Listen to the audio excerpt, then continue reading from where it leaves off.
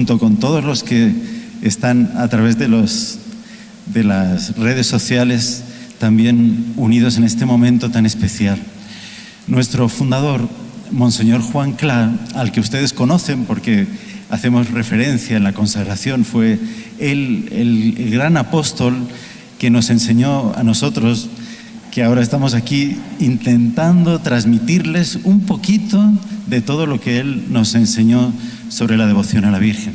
El doctor Plinio, que fue el gran inspirador de esta obra de los Heraldos del Evangelio, gran esclavo de amor de la Santísima Virgen, le formó a él y nos transmitió ese entusiasmo y ese amor a la Virgen. Y él, el Monseñor Juan dice que cuando él celebra misa, ¿verdad?, él prefiere que sean siempre las lecturas del día. Hoy podríamos haber elegido alguna de las lecturas que en la Escritura se refieren directamente a la Virgen María. Pero mirando las lecturas y tal, bueno, aparentemente no tiene mucho que ver con la consagración a la Virgen, pero en realidad toda la Sagrada Escritura, toda la Biblia está llena de ese espíritu de María, de ese espíritu de esclava del Señor, de hacer la voluntad de Dios. Y aparecen personajes del Antiguo Testamento que son prefiguras de María y que nos enseñan a ser esclavos de amor de Jesús por María, a tener a María como modelo, como fue Ruth, la de la primera lectura, esa mujer que no era ni siquiera judía y que tuvo tantas dificultades y tantos problemas y tantos sufrimientos en su vida, tal vez mucho más de lo que nosotros hemos podido pasar y sufrir, porque todos llevamos una cruz, todos tenemos un sufrimiento que ofrecer, que el Señor permite que llevemos cruces, pero aquí está Ruth para darnos una lección. Bueno, otra lección es a ver si apagamos los celulares, porque claro, hemos llegado con prisa, corriendo para intentar entrar en la iglesia y se nos ha olvidado apagar el celular. Entonces lo apagamos ahora, es un pequeño sufrimiento, una pequeña atención. Bien, entonces ¿qué pasa? Fíjense, Ruth es una mujer extranjera que va a la tierra de Canaán, a la tierra de los judíos, se casa con un judío y empieza el hambre. Ellos tienen que volver, se van a Moab, afuera de Judea, para vivir allí como extranjeros durante varios años, y se muere su marido. Se muere su marido, se muere también su cuñado, y se quedan cuatro mujeres. Era la suegra, Noemí, Ruth y otra mujer moabita como Ruth, que decide separarse de ellas y quedarse en el extranjero, ahí en Moab. Y Ruth se vuelve con Noemí, se vuelve a Israel. No tienen quien vele por ellas. Están abandonadas. Una mujer viuda, dos mujeres, suegra y nuera, sin maridos, eran lo último en la sociedad. Ellas no tenían fuerzas para hacer trabajos, ellas estaban a merced de los demás y están completamente sintiéndose como que desamparadas, totalmente desamparadas. Entonces Ruth podría perfectamente haberse dado la vuelta y haber vuelto a la casa de sus padres, pero vio que Noemí, que ya era mayor, iba a estar todavía más desamparada. Entonces ella le ofrece su compañía y dice: no, y yo nunca más voy a abandonar a ese Dios al que tú adoras, al que adoraba a mi marido, que es el Dios verdadero, el Dios de Israel.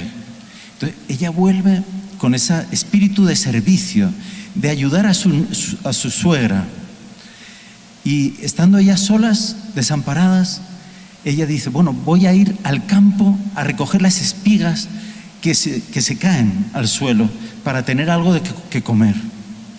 Ella está en la miseria total y completa, pero ella no desanima. Ella hace lo poco que puede, lo hace con amor, para ayudar a Noemí. Y entonces Dios premia ese espíritu. Dios premia esa humildad, esa conformidad con la voluntad de Dios. Ella no se vuelve contra Dios y dice: ¿por qué permitiste que se murieran nuestros maridos? ¿Por qué permitiste que estemos en esta miseria? Que hubiese hambre, que tuviéramos que emigrar, que ahora tengamos que volver y aquí ya nadie nos quiere recibir. Dios premia al que tiene este espíritu de humildad y de deseo de hacer el bien y de hacerlo con amor, aunque sea lo poco que pueda hacer, recoger unas espigas del suelo. Ella lo hace. Y entonces Dios manda a alguien para que le ayude, para que le saque de esa situación, que es Booz, y le protege. Y al final se casa con ella. Y imagínense, y de ese desastre que era la vida de Ruth, ni más ni menos que se convierte en la bisabuela del rey David. De ella va a nacer el reino mesiánico, el reino de David, del cual va a ser después descendiente nuestro Señor Jesucristo. Entonces fíjense qué maravillas hace Dios cuando nosotros nos dejamos tal vez triturar por los acontecimientos, por las enfermedades, por los dolores, por las situaciones terribles que vivimos. ¿Cuánto sufrimos solamente por ver cómo está el mundo? ¿Qué maldad hay?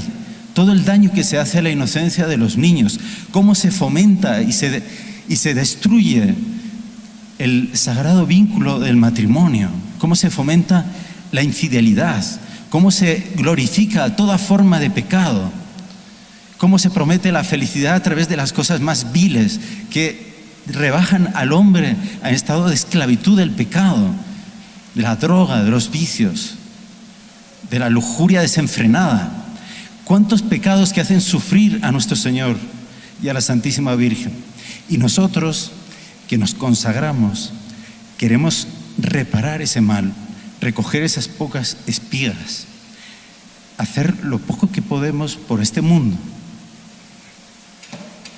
Ustedes hacen mucho por el mundo. No se lo pueden imaginar, porque de esta consagración, de esta entrega a Jesús por María, este pequeño acto de amor va a ser premiado por Dios, como fue Ruth premiada.